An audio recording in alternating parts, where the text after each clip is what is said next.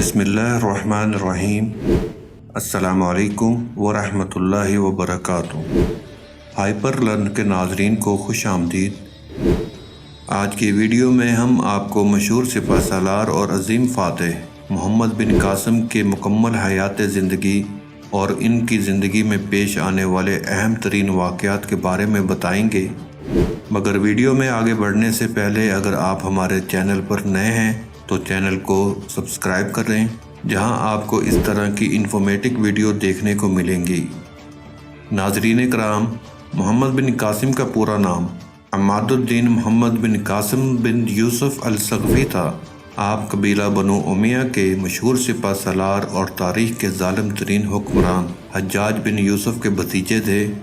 محمد بن قاسم سال 694 عیسوی میں طائف میں پیدا ہوئے۔ ان کے والد خاندان کے ممتاز و عزیز افراد میں شمار کیے جاتے تھے۔ جب حجاج بن یوسف کو عراق کا گورنر مقرر کیا گیا تو اس نے ثقفی خاندان کے ممتاز لوگوں کو مختلف عہدوں پر نامزد کیا۔ ان میں محمد بن قاسم کے والد قاسم بھی تھے، جن کو بصرہ کا گورنر بنایا گیا۔ اس طرح محمد بن قاسم کی ابتدائی تعلیم بصرہ میں ہوئی۔ محمد بن قاسم کی عمر 5 سال تھی کہ ان کے والد کا انتقال ہو گیا۔ بچپن ہی سے محمد بن قاسم میں مستقبل کا ایک ذہین اور قابل شخصیت کا عکس نظر آتا تھا۔ غربت کی وجہ سے اعلیٰ تعلیم حاصل کرنے کی خواہش پوری نہ کر سکے، اس لیے ابتدائی تعلیم کے بعد فوج میں بھرتی ہو گئے۔ سپہ گیری کی تربیت انہوں نے دمشق میں حاصل کی اور بہت کم عمری میں اپنی قابلیت اور غیر معمولی صلاحیت کی بدولت فوج میں اعلیٰ عہدہ حاصل کر کے امتیازی حیثیت حاصل کی۔ 15 سال کی عمر میں سن 708 کو ایران میں کردوں کی بغاوت کے خاتمے کے لیے محمد بن قاسم کو سپہ سالاری کے فرائض سونپے گئے۔ اس وقت بنو امیہ کے حکمران ولید بن عبد الملک کا دور تھا اور حجاج بن یوسف عراق کا گورنر تھا۔ اس مہم میں محمد بن قاسم نے کامیابی حاصل کی اور معمولی چھاؤنی شیراز کو ایک خاص شہر بنا دیا۔ اس دوران محمد بن قاسم کو فارس کے دارالحکومت کا گورنر بنایا گیا۔ اس وقت ان کی عمر صرف 17 برس تھی۔ اپنی تمام خوبیوں کے ساتھ حکومت کر کے اپنی قابلیت و ذہانت کا سکہ جمایا اور 17 برس کی عمر میں ہی سندھ کی مہم پر بھی سپہ سالار بنا کر بھیجا گیا۔ ناظرین، حجاج بن یوسف نے مکہ مکرمہ میں حضرت ابوبکر صدیق رضی اللہ تعالیٰ عنہ کے نواسے حضرت عبداللہ بن زبیر کی حکومت ختم کی اور ان کی لاش مسجد الحرام میں لٹکا دی۔ ناظرین، اس ٹاپک پر حجاج بن یوسف کی ویڈیو میں مکمل بات کریں گے کہ وہ کتنا ظالم حکمران تھا اور اس نے کیا کیا ظلم کیے۔ ابھی ہم بات کر رہے تھے محمد بن قاسم کی۔ محمد بن قاسم کی فتوحات کا سلسلہ سن 711 میں شروع ہوا اور سال 713 عیسوی تک جاری رہا۔ انہوں نے سندھ کے اہم مقامات فتح کیے اور ملتان کو فتح کر کے سندھ کی فتوحات کو پایہ تکمیل تک پہنچایا۔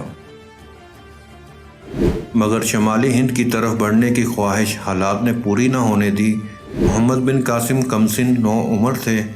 اس کم عمری میں بھی انہوں نے نہ صرف ایک عظیم فاتح کی حیثیت سے اپنا نام پیدا کیا، انہوں نے تقریباً 4 سال تک سندھ میں گزارے، مگر اس مختصر عرصے میں انہوں نے فتوحات کے ساتھ ساتھ سلطنت کا اعلیٰ انتظام کیا اور سندھ میں ایسے نظام حکومت کی بنیاد ڈالی جس نے انصاف کے تمام تقاضوں کو پورا کیا۔ ناظرین، محمد بن قاسم نے اپنی صلاحیتوں، جرأت اور حسن تدبر اور اخلاق کے باعث ہندوستان میں جو کارنامے انجام دیے وہ قابل ذکر ہیں۔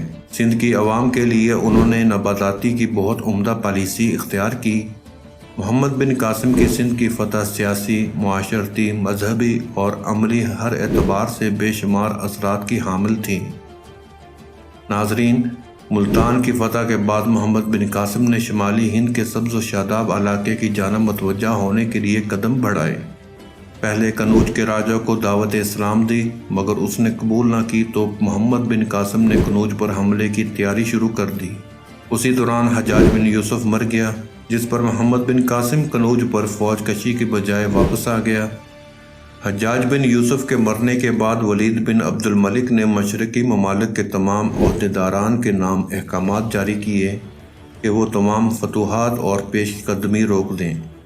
محمد بن قاسم کی شمالی ہند کی فتوحات کی خواہش پوری کرنے کی حالات نے اجازت نہ دی اور کچھ ہی ماہ بعد خلیفہ ولید بن عبد الملک بھی مر گیا۔ ولید بن عبد الملک کے انتقال کے بعد محمد بن قاسم کا زوال شروع ہو گیا، کیونکہ ولید کے بعد اس کا بھائی سلیمان بن عبد الملک جانشین ہوا، جو حجاج بن یوسف کا سخت دشمن تھا۔ حجاج کا انتقال اگرچہ اس کی خلافت سے قبل ہی ہو گیا تھا، مگر اس عداوت کا بدلہ اس نے حجاج کے تمام خاندان سے لیا اور محمد بن قاسم کی تمام خدمات اور کارناموں کو نظر انداز کرتے ہوئے انہیں حجاج کے خاندان کا فرد ہونے کی جرم میں عداوت کا نشانہ بنایا۔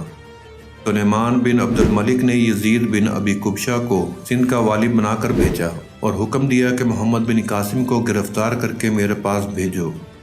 محمد بن قاسم کے ساتھیوں کو جب ان کی ہونے والی گرفتاری کا پتہ چلا تو انہوں نے محمد بن قاسم سے کہا کہ ہم تمہیں اپنا امیر جانتے ہیں اور تمہارے ہاتھ بیعت کرتے ہیں، خلیفہ سلیمان کا ہاتھ ہرگز تم تک نہیں پہنچنے دیں گے۔ مگر محمد بن قاسم نے خلیفہ کے سامنے اپنے آپ کو جھکا دیا۔ یہ ان کی غفلت کی سب سے بڑی دلیل ہے کہ اگر وہ ایسا نہ کرتے تو ان کی امداد کے لیے سندھ کے ریگستان کا ہر ذرہ آگے آتا، مگر انہوں نے اپنے آپ کو ابی قبشہ کے سپرد کر دیا۔ محمد بن قاسم کو گرفتار کرنے کے بعد دمشق بھیج دیا گیا۔ خلیفہ سلیمان نے محمد بن قاسم کو قید خانے بھیج دیا۔ 7 ماہ قید کی تکالیف برداشت کرنے کے بعد وہ اس دنیا سے رخصت ہو گئے۔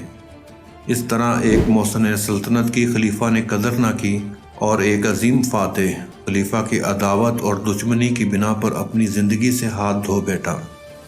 مگر محمد بن قاسم نے جنگی صلاحیتوں اور حسن تدبر اخلاق کے باعث ہندوستان میں جو کارنامے انجام دیے وہ تاریخ میں سنہری حروف میں لکھے گئے۔